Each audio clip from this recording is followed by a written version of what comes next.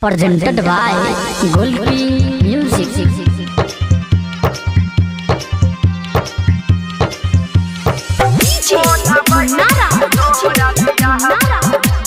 रूपम recording studio जीवा चौक मधुबनी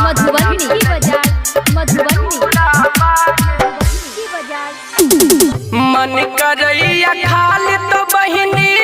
जहरा महुरा बागे कोना बहिनी तोरा बियाह बो महंगा भेले से नूरा बागे कोना बहिनी तोरा बियाह बो महंगा भेले से नूरा बागे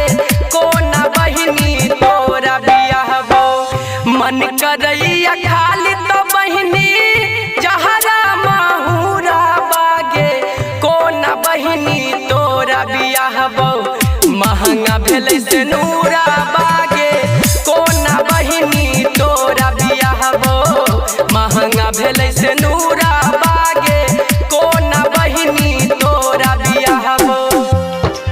कोना बहिनी तोरा बियाह बो तोरा बियाह महंगा भेले से नूरा बागे झिटकी बाजार Madhubani presented by Golpi Music. जेकरा दुआर पर जाई छी मांग तोहर रिश्ता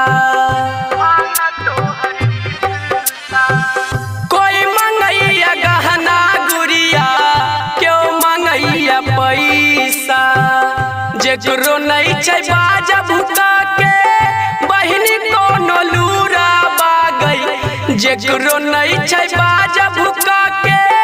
बहिनी कोनो लूरा बागई कोना बहिनी तोरा बियाह बो महंगा भेले से नूरा बागई कोना बहिनी तोरा बियाह बो महंगा भेले से नूरा बागे कोना बहिनी तोरा बियाह बो तोरा बियाह बो महंगा भेले से नूरा बागे मुन्नारा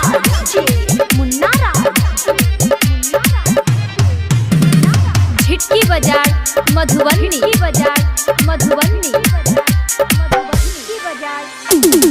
दुनिया के लोग बहिनी भागलै चंडाला बागे कोई मंगै छै मोटरसाइकिल कोई मंगै चारि चक्का बागे हम छियै गरीब त हमर की छियै कसूरा बागे हम छियै गरीब त हमर की छियै कसूरा बागे कोना बहिनी तोरा बियाह बो महंगा भेले से नूरा बागे कोना बहिनी तोरा बियाह बो महंगा भेले से नूरा बागे कोना बहिनी तोरा बियाह बो महंगा भेले से नूरा बागे कोना बहिनी तोरा बियाह बो तोरा बियाह बो महंगा भेले से नूरा बागे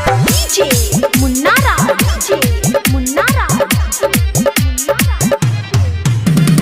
झिटकी बाजार मधुबनी गे बहिना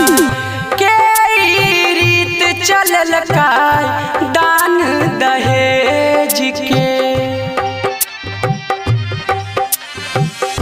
कोना मनबियै गे बहिनी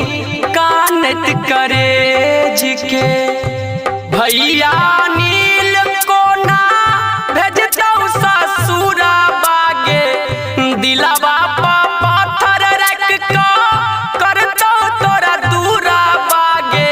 कोना बहिनी तोरा बियाह बो महंगा भेले से नूरा बागे कोना बहिनी तोरा बियाह बो महंगा भेले से नूरा बागे कोना बहिनी तोरा बियाह बो महंगा भेले से नूरा बागे कोना बहिनी तोरा बियाह बो रूपम रिकॉर्डिंग स्टूडियो जीवा चौक मधुबनी।